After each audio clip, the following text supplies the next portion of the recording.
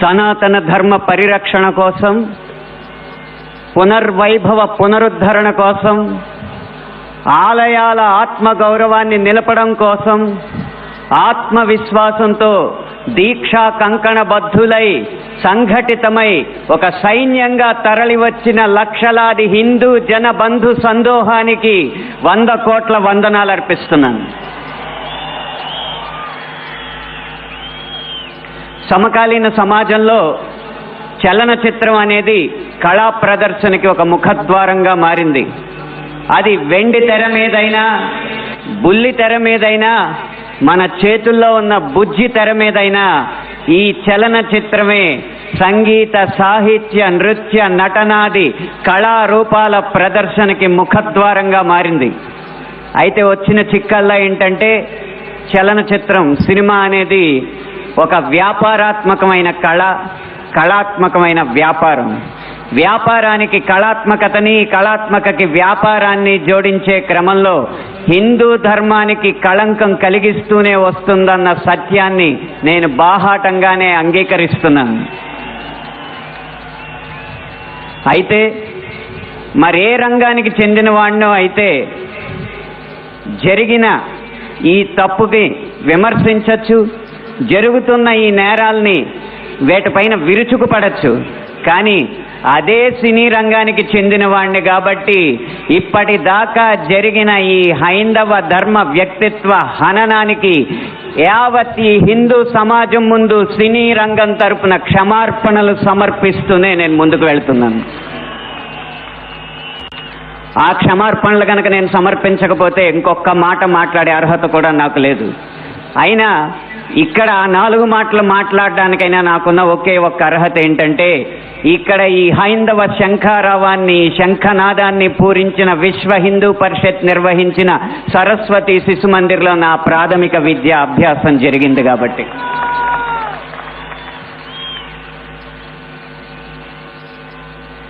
సినిమాల్లో హైందవ ధర్మం మీద దాడి ఎలా జరుగుతుంది, హైందవ ధర్మ హననం ఎలా జరుగుతుంది అనేది ఒక 3 కోణాల్లో 3-4 ఉదాహరణలో క్లుప్తంగా విభజించి వివరించే ప్రయత్నం చేస్తాను. ఇక్కడ దాడి 3 కోణాల్లో జరుగుతుంది. అందులో ఒకటి కావ్యేతిహాస పురాణాలని వక్రీకరించడం, 2 తెర మీద కనిపించే పాత్రల్లో వినిపించే పాటల్లో హైందవ ధర్మాన్ని దుర్వినియోగం చేయడం, 3 తెర వెనక మా ముందు అన్యమతస్థుల ప్రవర్తన. ఈ 3 అంశాల్లో మొదటిది కావ్య పురాణేతిహాసాల వక్రీకరణ. వాల్మీకి రామాయణం, వ్యాస భారతం భారత సాహితీ వాన్మయ శరీరానికి 2 కళ్ళ లాంటివి. కానీ అదే వ్యాస భారతాన్ని, అదే వాల్మీకి రామాయణాన్ని వినోదం కోసం వక్రీకరించిన సందర్భాలు కోకొల్లలు. గత కొన్ని సంవత్సరాల ముందు వచ్చిన చిత్రాల నుంచి నిన్న మొన్న విడుదలైన కల్కి చిత్రం వరకు కూడా కర్ణుడికి పాత్రకి అనవసరంగా ఆపాదించిన గొప్పదనాన్ని చూసి ఒక సినిమా రంగానికి చెందిన వ్యక్తిగా నేను సిగ్గుపడుతున్నాను, నిర్మోహమాటంగా చెప్తున్నాను. అది కూడా ఈ కృష్ణా జిల్లా గడ్డ మీదే నిలబడి చెప్తున్నాను. అప్పటి చిత్ర దర్శకులు, ఇప్పటి చిత్ర నిర్మాతలు ఇదే జిల్లా వారికి చెందిన వారైనా సరే పొరపాటు అని మనం చెప్పకపోతే ఈ హైందవ ధర్మంలో పుట్టినట్టు కాదు, ఈ హైందవ ధర్మాన్ని ఆచరించినట్టు కాదు, హిందువుగా ప్రకటించుకోవడం వ్యర్థం అని చెప్పి ఘంటాపథంగా తెలియజేస్తున్నాను. ఇప్పుడే ఈ సభలో, ఈ గొప్ప సభలో సత్యవాణి గారిని అభినవ ద్రౌపదిగా వక్తలు అభివర్ణించారు. ఆవిడే ఒప్పుకుంటారా? నిండు సభలో ద్రౌపదిని వలువలు వలచండి అని సలహా ఇచ్చిన కర్ణుణ్ణి సూర్యుడు అంటే సత్యవాణి గారు లాంటి మహిళా మండలి ఒప్పుకుంటారా? గంధర్వుల్ని చూసి, గంధర్వ సైన్యాన్ని చూసి ప్రాణమిత్రుణ్ణి కూడా వదిలేసి ప్రాణభయంతో పరుగులెత్తిన కర్ణుణ్ణి ధీరుడు, సూర్యుడు, వీరుడు అంటే ఈ హైందవ సమాజం ఒప్పుకుంటుందా? ఇలా ఎన్ని విధాలు చూసినా దానంగా వచ్చిన రాజ్యంలో తనకొచ్చిన కొద్దిపాటి సంపదని ఏదో దానాలు చేసినంత మాత్రాన ధర్మరాజు అంత గొప్ప దాత అని చెప్పి కర్ణుడిని అంటే మన సమాజం ఒప్పుకుంటుందా? నిన్న మొన్న వచ్చిన కల్కి సినిమాలో అగ్నిదేవుడు ఇచ్చిన ధనస్సును పట్టిన అర్జునుడి కంటే సూర్యుడిచ్చిన ధనస్సు పట్టిన కర్ణుడు వీరుడు అని చెప్తుంటే యుద్ధంలో నెగ్గేది ధనుస్సా ధర్మమా అని ప్రశ్నించకుండా మనం ఊరుకుంటామా? ఒక్క భారతంలోనే కాదు, వాల్మీకి రామాయణంలో రాయి ఆడదైనట్టు, రాళ్లను తేల్చి వారధైనట్టు, రాముడు లవకుశుల మధ్య యుద్ధం జరిగినట్టు, ఇలా చిత్రీకరణకు అందంగా ఉండడానికి ఎన్నో అభూత కల్పనలు, ఎన్నో వక్రీకరణలు జరుగుతుంటే ఇంకా మనం ఇలా ఊరుకుంటూ ఉంటే ఎన్ని సినిమాలు ఎలా వస్తాయి? ఒక్క వక్రీకరణే కాదు, చిత్రీకరణలో, గీతాలాపనలో ఎన్ని రకాల హననాలు జరిగినాయో మనం గమనిస్తూ ఉండాలి. మీరు కొంతకాలం క్రితం ఒక హిందీ పాట వినే ఉంటారు, దమ్మరదం మిట్ జాయహం బోలో శుభ శ్యామ్ హరే కృష్ణ హరే రామ్. రండి దమ్ము కొడదాం, కలుసుకుందాం, శుభ సాయంత్రం చెప్పుకుందాం, తర్వాత హరే కృష్ణ హరే రామ్ అందాం. భగవత్ తత్వాన్ని, భగవద్భక్తిని జగత్ ప్రస్తుతంగా జగద్విదితం చేసిన ఇస్కాన్ వారి నినాదం హరే కృష్ణ హరే రామ్ ని ఒక ఐటమ్ సాంగ్ లో పెట్టుకుంటే ఒప్పుకుంటామా? మీ ముందు ఇప్పుడు రెండు దారులు ఉన్నాయి. కాళీ అన్న సినిమా డాక్యుమెంటరీ పోస్టర్లో కాళికా మాత సిగరెట్ కాలుస్తుంటూ ఒక పోస్టర్ వేస్తే మన ముందు రెండే దారులు ఉన్నాయి. ఒకటి నిమ్మకు నీరెత్తినట్టు కూర్చోవడం, రెండు నిగ్గదీసి నిలదీయడం. మీ దారి ఒకటా రెండా? పీకే అన్న సినిమాలో రాయి మీద పాన్ పరాగూసి అదే శివలింగం అని చెప్పి వెటకారం చేసి అన్య మతస్థుల మందిరాల్లోకి మాత్రం వెళ్లకుండా వాళ్ళు తరిమి కొట్టినట్టు తెలివిగా తప్పించుకున్నారు. అప్పుడు మన ముందు రెండే దారులు ఉన్నాయి, నిమ్మకు నీరెట్టినట్టు నుంచోవడం, నిగ్గదీసి నిలదీయడం. మీ దారి ఒకటా రెండా? కాస్మిక్ సెక్స్ అన్న సినిమాలో ఇంత అద్భుతమైన పీఠాధిపతుల ఆహార్యాన్ని అనుకరించి గురువులు, పీఠాధిపతులు వచ్చిన శిష్యురాలతో శృంగార కార్యకలాపాలు చేస్తున్నట్టు చూపెడుతున్నారు. మీ ముందు రెండే దారులు ఉన్నాయి, ఒకటి నిమ్మకు నీరెత్తినట్టు కూర్చోవడం, రెండు నిగ్గదీసి నిలదీయడం. మీ ఆప్షన్ ఒకటా రెండా?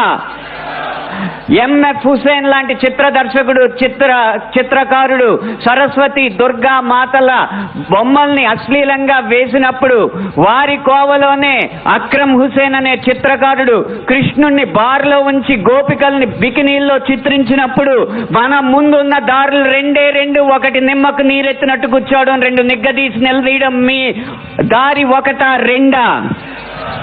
ఛత్రపతి శివాజీ తర్వాత అంత గొప్ప మరాఠా యోధుడు బాజీరావుని బాజీరావు మస్తానీగా ప్రేమ పిచ్చోడుగా చిత్రీకరించినప్పుడు మన ముందు రెండే రెండు దారులు ఉన్నాయి, ఒకటి నిమ్మకు నీరెత్తినట్టు కూర్చోవడం, రెండు నిగ్గదీసి నిలదీయడం. మీ దారి ఒకటా రెండా? ఇలా ఇన్ని విధాలుగా హననం జరుగుతుంటే ఇంకా మనం నిశ్శబ్దంగా కూర్చుంటే అది మన హైందవ సమాజానికే కళంకం అని నేను మనస్ఫూర్తిగా తెలియజేస్తున్నాను. పాటని ఎలా ఉపయోగించచ్చో, అదే హరే కృష్ణ హరే రామ్ని ఎలా ఉపయోగించచ్చో సీతారాం శాస్త్రి గారు మనకు తెలియజేశారు. హరే రామ హరే కృష్ణ కృష్ణ కృష్ణ హరే హరే.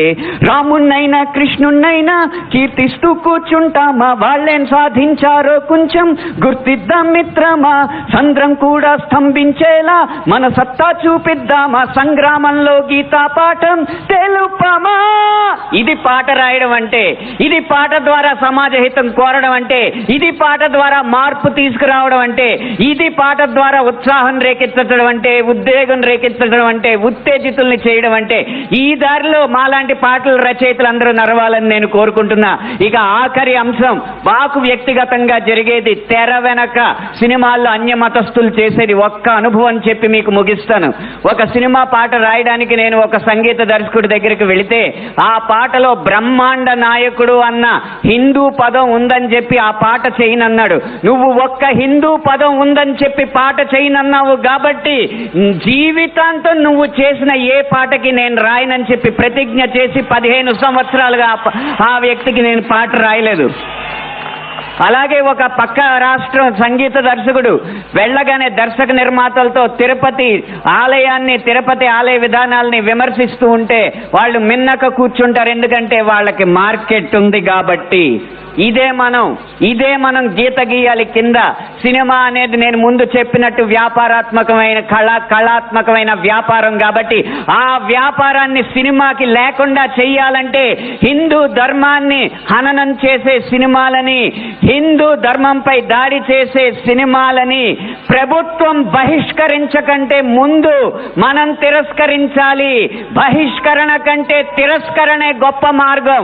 ముందు మనం తిరస్కరిద్దాం. వాటికి వ్యాపారం రాదు, డబ్బులు రావు.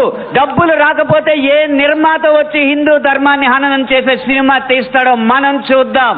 భం భం భం భం భళ భళ మోగిందిర శంఖారావం, ఇది హైందవ శంఖారావం. హిందూ బంధువులందరొక్కటై ముందుకే గమని భావం, ముందు చూపాలి ప్రభావం.